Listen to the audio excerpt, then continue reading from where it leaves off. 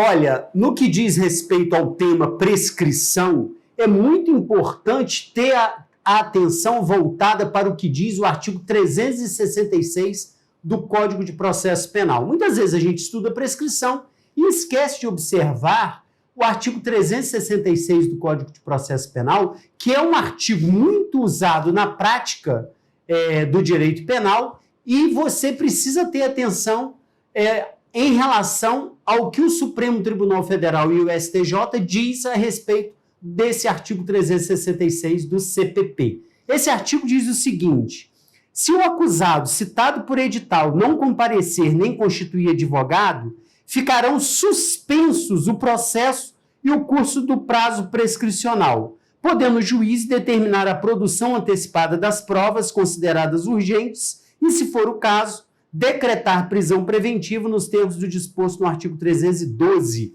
do Código de Processo Penal. Então, vejam, vamos imaginar que o sujeito foi denunciado, o agente criminoso foi denunciado, o juiz recebeu a denúncia, citou o acusado, e o acusado não é encontrado. O Ministério Público faz a diligência para procurar um novo endereço para esse acusado, descobre que ele não mudou de endereço, continua ali o mesmo endereço, pede nova citação, todas as citações possíveis são feitas até o momento que não há mais o que fazer a não ser a citação por edital.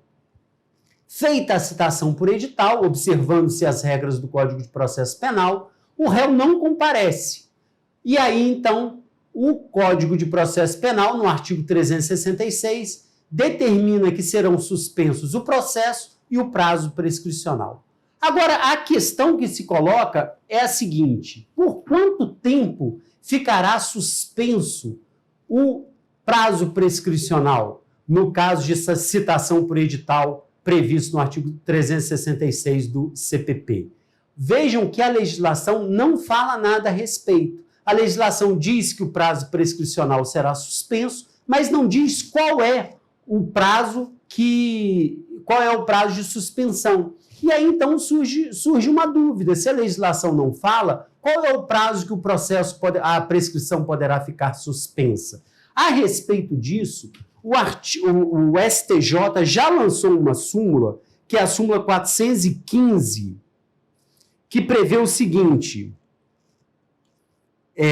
a súmula 415, o período de suspensão do prazo prescricional é regulado pelo máximo da pena cominada. Então, o que o STJ fez? O STJ diz que o artigo 366 do Código Penal ele deve ser lido e interpretado junto com o artigo 109 do Código Penal. Então, se você tem um determinado crime e há, naquele caso, uma citação por edital, o prazo máximo de suspensão da prescrição é de acordo com o artigo 109 do Código Penal. Você pega a pena máxima prevista para aquele crime em questão, joga na tabela do 109 e vai, então, chegar a um prazo máximo de suspensão da prescrição.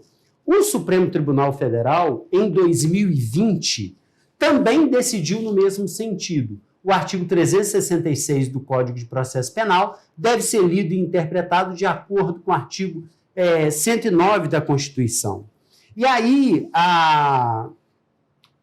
o CPP, o Supremo Tribunal Federal, ele decidiu, e há na decisão do Supremo uma repercussão geral. Então, hoje não existe mais dúvida. Tanto o STJ quanto o Supremo Tribunal Federal já entenderam que o 366 do Código de Processo Penal deve ser lido e interpretado de acordo com o artigo 109 do Código Penal, aquele artigo que prevê a tabela dos prazos prescricionais. Então, o que você vai fazer?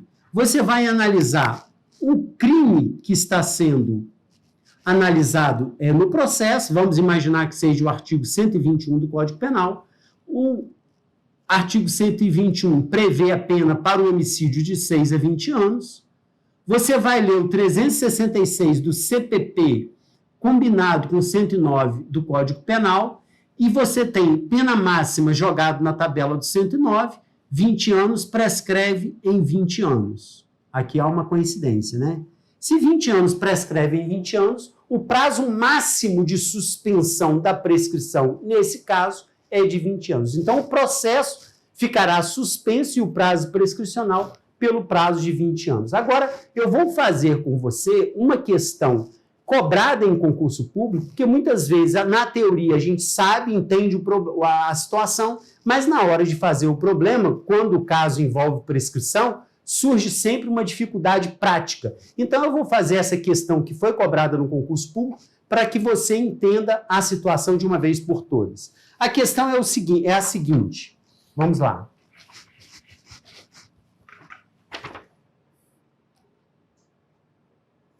O crime foi cometido em 10 de janeiro de 2005.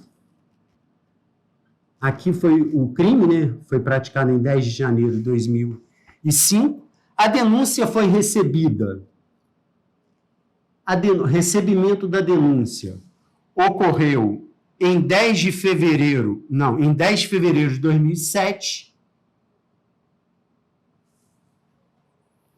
E a decisão que determinou a suspensão do processo e da prescrição com fundamento no artigo 366 do CPP foi publicada em 10 de fevereiro de 2008. Então, em 10 de fevereiro de 2008, houve a decisão que suspendeu o processo e a prescrição. Por que isso? Houve o recebimento da denúncia, foi citado, não encontrou, citado várias vezes, citou por edital, o réu não compareceu, o juiz então deu a decisão suspendendo o processo e suspendendo a prescrição. No caso em comento, o processo ficará suspenso por 12 anos, né? Por que por 12 anos? Porque o crime aqui é de estelionato. Artigo 171 do Código Penal. Se você pegar a pena máxima do estelionato e jogar na tabela do artigo 109 do Código Penal, nós vamos ter o seguinte cenário. A pena do 171 do Código Penal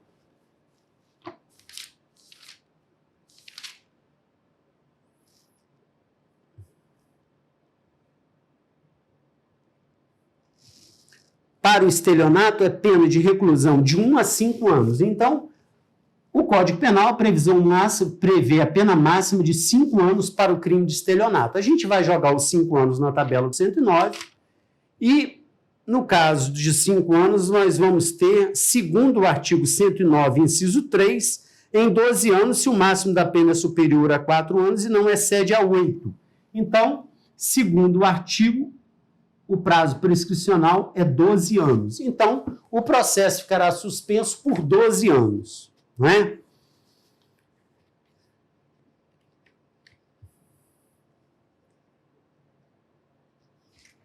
O termo inicial, então, é 10 de 8 de 2008. Ele vai ficar suspenso, ele pode ficar suspenso por 12 anos, então ele pode ficar suspenso até 10 de fevereiro de 2020. Não é isso? Porque ele pode ficar suspenso pelo prazo prescricional, 12 anos. E o termo final vai ser quando? Essa era a questão colocada na prova. Como que a gente vai entender isso? Então, o processo, houve o recebimento da denúncia, a prescrição começou a correr, e vejam que a prescrição aqui, ela correu 1 ano. O processo foi suspenso, porque foi citado por edital, o réu não compareceu, não apresentou defesa, então o processo foi suspenso por 12 anos, então ele foi suspenso até 10 de fevereiro de 2020, e a partir do momento que acabou o prazo de suspensão do processo, a prescrição volta a correr, e volta a correr pelo prazo de 12 anos, sendo que já correu 1 ano. Então nós temos 11 anos depois do termo final aqui da suspensão, porque já correu 1 ano, e o prazo de suspensão da prescrição é diferente do prazo de interrupção da prescrição.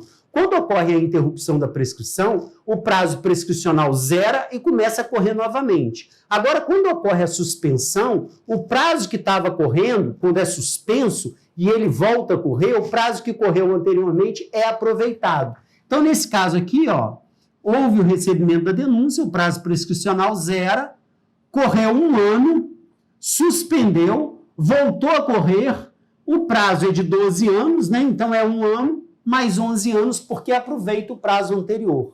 Então, quando é que vai acontecer a prescrição? Basta você botar 9 de fevereiro de 2031 às 24 horas. Aqui terá ocorrido a prescrição. Compreenderam, então, a situação? O prazo prescricional transcorreu 1 ano, aqui houve a suspensão e aqui voltou a correr.